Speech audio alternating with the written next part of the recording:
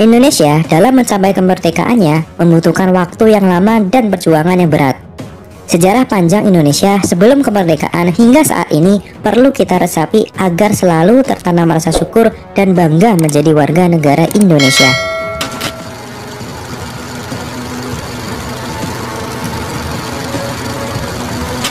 Indonesia dikenal sebagai negara kepulauan yang dahulu menjadi tempat bertemunya para pedagang dari berbagai negara. Dengan lokasi yang sangat strategis ini, banyak sekali agama yang masuk ke Indonesia. Agama yang pertama masuk ke Indonesia adalah agama Hindu dan agama Buddha. Kedua agama tersebut disampaikan dan disebarkan oleh pedagang dari India dan Cina. Hindu dan Buddha di Indonesia membentuk sebuah kerajaan. Beberapa kerajaan besar yang menguasai pulau-pulau di Indonesia adalah Kerajaan Sriwijaya yang berkuasa atas Pulau Sumatera dan Kerajaan Majapahit yang berkuasa atas Pulau Jawa. Kerajaan Sriwijaya berlangsung hingga tahun 1024 Masehi. Kerajaan tersebut runtuh karena banyaknya serangan dari kerajaan lain dan tanah Minang tidak lagi subur, sehingga mengakibatkan kegiatan perekonomian kerajaan yang selama ini berjaya runtuh. Lalu kekuasaan Sriwijaya digantikan oleh Majapahit. Majapahit mencapai kejayaan pada masa pemerintahan Hayam Wuruk dan Mahapatih Gajah. Wilayah kekuasaan Majapahit hampir seluruh Nusantara dan perekonomian berjalan dengan sangat baik. Keruntuhan Majapahit terjadi sepeninggal Hayam Wuruk karena adanya perebutan kekuasaan oleh keturunannya.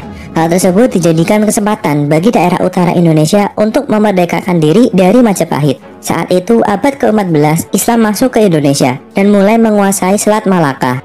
Majapahit runtuh seketika karena melawan Kerajaan Demak. Kerajaan Demak adalah kerajaan Islam pertama di Pulau Jawa.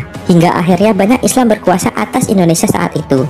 Setelah Islam masuk dan berjaya di Indonesia, masuklah negara-negara Eropa yang ingin menguasai Indonesia. Era ini Indonesia mengalami masa penjajahan yang panjang. Negara Eropa yang pertama datang adalah Portugis.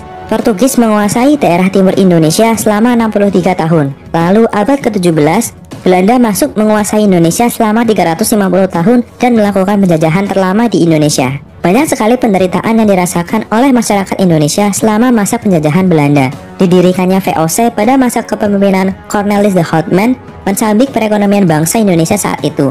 Lalu di bawah kepemimpinan Daendels, banyak sekali paksaan untuk rakyat Indonesia, Rodi dan Romusa saat menyengsarakan rakyat. Setelah 350 tahun menjajah Indonesia, akhirnya Belanda mengalah tanpa syarat terhadap Jepang. Jepang resmi menduduki Indonesia sejak 8 Maret 1942. Lalu mulai menyusun pemerintahan demi melancarkan pendudukan mereka di Indonesia. Selain itu, Dai Nippon juga melakukan aksi-aksi propaganda demi menarik simpati rakyat Indonesia. Salah satu propaganda yang Jepang lakukan adalah membentuk gerakan 3A, yaitu Nippon Pemimpin Asia, Nippon Pelindung Asia, dan Nippon Cahaya Asia. Abdul Salam dalam Menuju Kemerdekaan 1964 menyebutkan bahwa gerakan 3A dibentuk oleh Jepang diterapkan untuk membantu perjuangan mereka melawan sekutu di Perang Dunia Kedua. Bukan kesejahteraan yang didapatkan, namun kesengsaraan lagi yang dirasakan oleh rakyat Indonesia. Berkuasanya Jepang saat itu bersamaan dengan masuknya Amerika Serikat. Jepang memperlihatkan tanda-tanda kekalahannya atas sekutu. Hal tersebut dijadikan kesempatan para pemuda Indonesia untuk mendesak kaum pemimpin agar segera memerdekakan Indonesia. Saat itu tanggal 16 Agustus 1945 terjadi peristiwa Rengas Dengklok. Golongan muda menculik Soekarno dan Muhammad Hatta untuk segera merumuskan proklamasi kemerdekaan. Hingga akhirnya pada 17 Agustus 1945 Indonesia memproklamasikan kemerdekaannya. Soekarno dan Muhammad Hatta didapuk sebagai presiden dan wakil presiden pertama Indonesia. Indonesia yang merdeka hingga kini masih berjuang untuk mensejahterakan rakyatnya. Berpuluh tahun berada di bawah jajahan negara lain membuat Indonesia belajar dan bangkit untuk berusaha menjadi negara yang makmur dan sejahtera. Segala perjuangan yang dilakukan saat itu patut untuk dijaga dan diteruskan agar segala cita-cita bangsa ini terwujud.